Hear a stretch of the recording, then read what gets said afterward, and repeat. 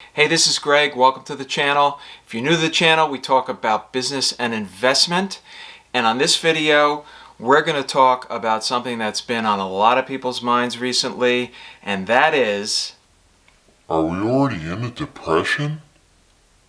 Yes, so if you've been watching YouTube and if you've been watching the news and reading the newspaper, it's kind of an antiquated thing, but I still do it anyway.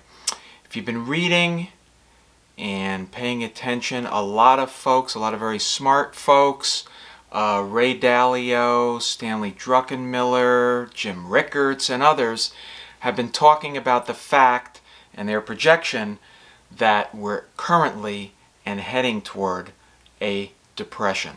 Now, the D word is a scary word, and most people prefer to think of things in terms of recessions. But there is definitionally a real difference between a recession and a depression. Now, recession, technically the definition is 2 consecutive quarters of negative GDP growth. That's a recession. A depression does not necessarily have to have any number of consecutive quarters of negative growth. It can just be a prolonged period of subpar growth. Okay, and what a lot of these people are projecting, and what we're going to look at in this video, is really what are the factors that are causing this, and what are the factors that could cause this in the near future to consider it a depression. Now, when you're thinking about this subject, you really don't have to look any further than the pandemic that we've gone through, and in particular, the government's response to the pandemic. Okay, going back to the beginning in February of 2020 and in March, when the government started to shut down all of business and we all went into a lockdown, clearly that created what could only be described as a depression. The only thing that made it bearable, and the only thing that sort of masked it for certain people, certainly not a lot of the frontline workers or a lot of the people that depend on crowds or large gatherings of people or foot traffic, for example, in retail, it has looked a lot like a depression to those people. But for some of us who can work remotely or work online, it hasn't really seemed all that bad if you were able to keep your job, for example. The government has taken several steps to ensure that the full pain of what has happened does not hit most people. And they did that in the form of, number one, excessive money printing by the Fed, and we've talked about this extensively on this channel. That has caused intense amount of liquidity to flow into primarily the stock market, causing a bubble. This has enriched people, but the downside to it is that they have increased the money supply, basically more than doubled the money supply since this whole thing has happened. And what that has done essentially is trashed the dollar. Take a look at this chart since March, and you can see how the dollar has basically been trashed throughout this process. The next thing the government's done to mask what's truly going on is the excessive amounts of fiscal stimulus. The first stimulus package, approximately $2 trillion, went to the PPP program and was intended to shore up and keep people employed and shore up the economy.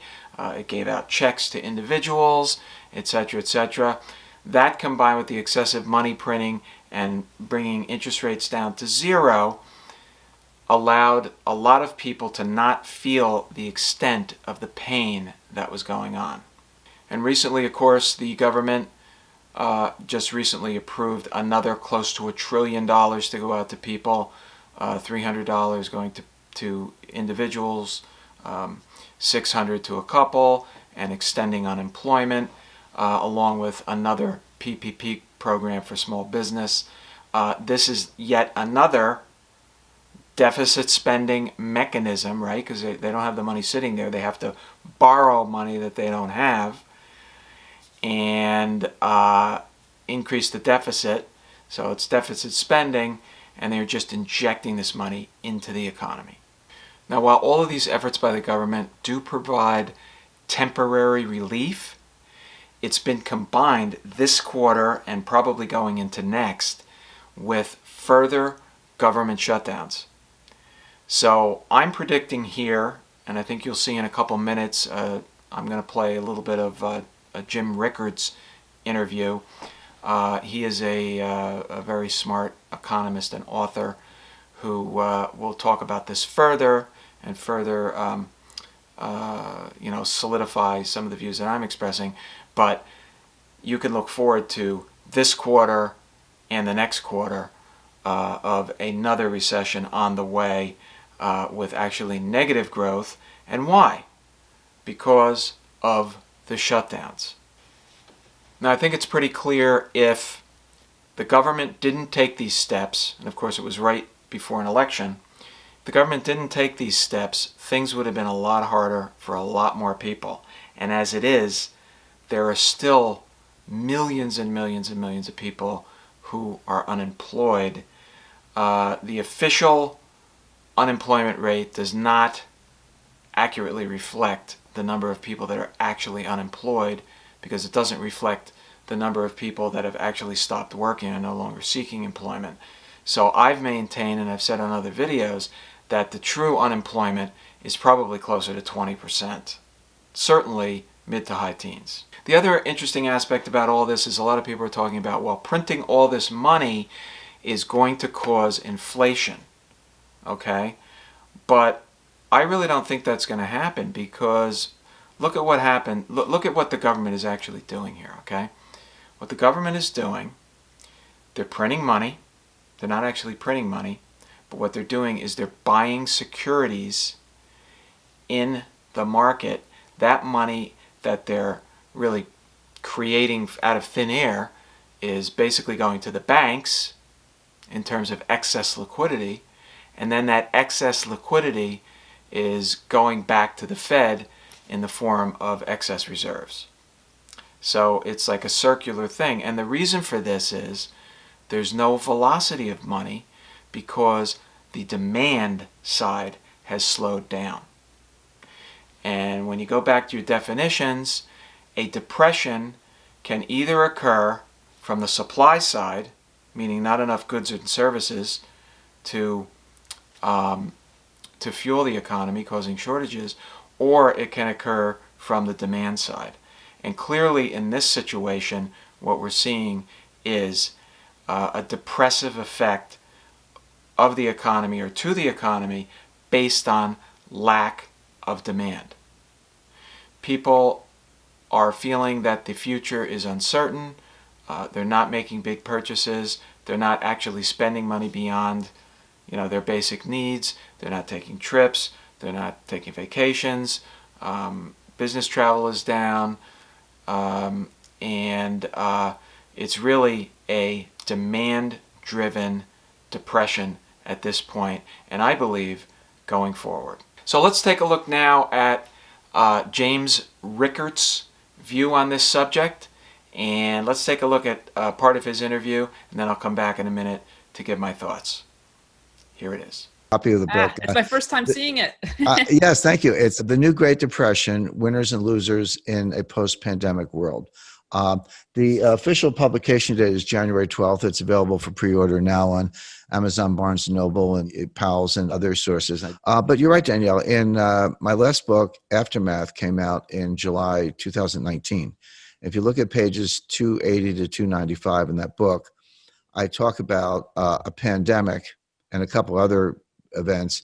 And I say there's a 100% chance that one of them will happen in the next 3 years, and pandemic is on the list. And then I said that will lead to social disorder, riots in the streets, and armed forces, whether it's militias or U.S. National Guard in the streets. So nothing happened in 2020 that you weren't warned about in 2019 in my last book. In my new book, it's the same thing. I just take the story forward. So we're in a depression. Depression does not mean continuous declining GDP. It means depressed growth. We'll get growth, but it will be below trend, even worse than the 2009 to 2019 expansion, maybe growth of 1.7%. But right now, right this minute, we're going into a second recession. Recessions are technically defined 2 consecutive quarters of declining GDP. So we had a recession from February to July 2020. We came out of that recession because we had very strong growth in the third quarter. But now we're going back into a second recession, the first back-to-back recession since 1980, 1981. And the reason is obvious, which is we're going back into lockdowns. There's another coronavirus outbreak. By fatalities and daily case reports, it's worse than March and April. If you say, well, look back at March and April, how horrible it was. Well, it's worse than that right now. It's the interesting thing about the book, Danielle. It'll be the first book, and so far the only book, that wrestles with the pandemic and the economic outlook. Doctors are going to write books about the pandemic. Economists will eventually get around to writing books about the economic state of affairs, although economists tend to prefer papers to books. But this book tackles both head on and draws the linkages between them. And the main linkage, so here's the pandemic, here's the depression. What's the link between the two of them? The answer is it's the lockdown. Lockdowns don't work. They're unnecessary. There are things you can do. There are better things you can do that are more effective and less expensive, but that's not what the politicians want. But we're in a new lockdown right now, so you're going to get a new recession. This is one of the easiest forecasts I've ever done. First quarter of 2021, you're going to have a recession. These stocks are going to back off. Don't worry about inflation. You should be more concerned about deflation, which is coming. Okay, so I find his comments very interesting. Caused me to think a lot about what's actually happening now. I think it's an interesting distinction he draws between a recession, which is technically 2 consecutive quarters of negative GDP growth, and a depression just being subpar growth. And I think it's interesting the way he talked about the Obama era, basically, which was 2008 to 2016, basically, where we experienced subpar growth for a recovery throughout that entire period. So he's talking about in terms of 1.7% annual growth going forward, which, is technically subpar. So I think the conclusion is we are in a depression, and we have been, and it is demand driven, and we will continue to be in this mode while the virus continues to be with us, which it is. There's not going to be a V-shaped recovery, and I said this a long time ago, okay? Nobody knows at this point how effective the vaccine will be. Nobody knows how permanent buying behavior will be changed as a result of this. Nobody knows which industries will be permanently punished and will either go away or will be radically changed. And really, nobody knows how long the government can continue to prop up the economy and relieve people of the ultimate pain that they would feel had they not provided that stimulus. Okay, so these are the uncertainties. As it reflects on the stock market and your investments going forward, it's very difficult to predict, obviously. I think there will be ups and downs, but as long as the Fed continues to print money and continues to provide this Fed put, so to speak, the stock market, while, again, seeing periods of volatility this coming year, I think it's still the place to be as long as the government keeps pumping money and keeps propping things up, both fiscally and monetarily. All right? Well, look, take a look at these 2 videos. I think they're going to be very useful to you. This one will relate to this particular video, and it'll be one that you should definitely watch. And if you're new to the channel, please like and subscribe. And this one over here will also be one of interest to you, which you can check out. There's a lot of great content on this channel, which you should definitely check out. on investment, how to increase your investment IQ, and how to look at specific investments. And there's some great investment suggestions and recommendations on this channel that you should definitely check out, because most of them were done fairly recently and they're still good. So please subscribe, please like, and I'm looking forward to seeing you on the next video, which will be coming your way real soon.